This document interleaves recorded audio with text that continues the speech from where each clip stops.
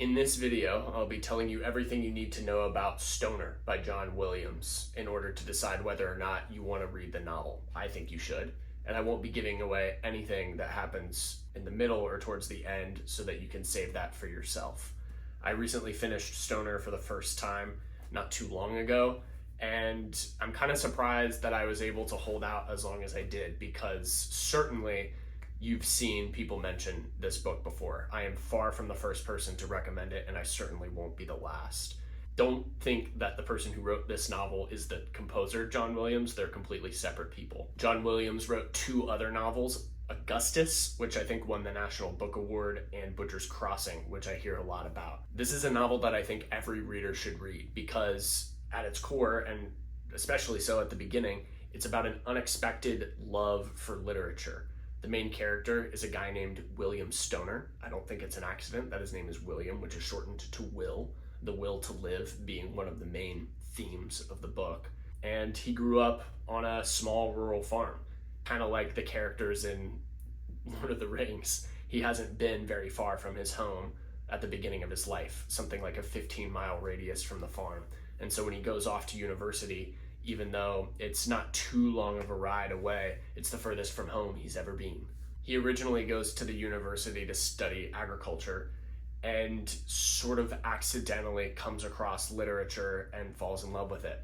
He's pressed very early in the novel by a professor to say what a passage means to him, and he finds that in sort of a profound way, he's unable to express that. The gulf between what he's able to say about his newfound love for literature and what he actually feels for literature is so vast that he just is rendered silent.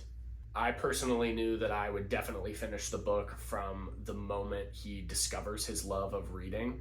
There's something so romantic about him just reading books all night in this little room that he's living in when he first starts at the university. Yes, this novel is about university life, and yes, it's mainly about the life of this guy named William Stoner. But what I loved about the novel, and what I think a lot of other people love about it as well, is how simple the story structure is. Don't confuse that with it being boring. I think this very simple way that the story is told allows you to much more easily get a sense for the depth of the subject matter. This sort of approach isn't completely unique to John Williams. There were a lot of other writers who were writing around the same time he was and who came before him. Think John Steinbeck, even Ernest Hemingway. On one level, the story will allow you to think pretty deeply about your own love for reading and what literature means to you, what stories mean to people in general. And it'll allow you to think about that love in the context of a full life lived, because it's revealed at the very beginning of the story that this novel is going to cover the entire life of William Stoner, the main character. But most of the novel happens between the two world wars. Ultimately, I think it's the passage of time in this novel and us knowing the entire time that we're moving towards Stoner's eventual death, because it's about his entire life, that gives it such richness and such meaning. We're invited to think very deeply about what Stoner does day to day, what his career means, and what all of his personal relationships mean. Stoner's professional and personal life are beautifully balanced, and the cast of characters is rather large for a novel of this size, but it's pretty elegantly condensed. For instance, he doesn't have a huge family, but his parents are characters at the beginning of the story. I'm sure a lot of people read this story and they think of the main character as this overly stoic martyr of sorts, but I actually think of him as something of a hero. He's a guy who is passionate about a few select things, and he finds something of rich, real substance in the world that fuels him on.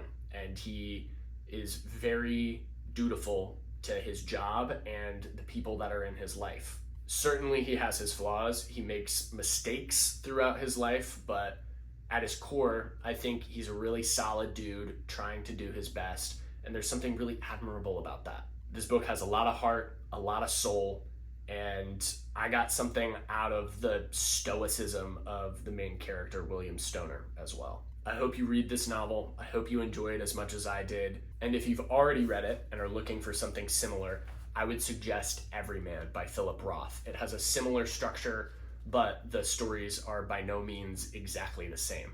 Take it easy, and I'll see you in the next one.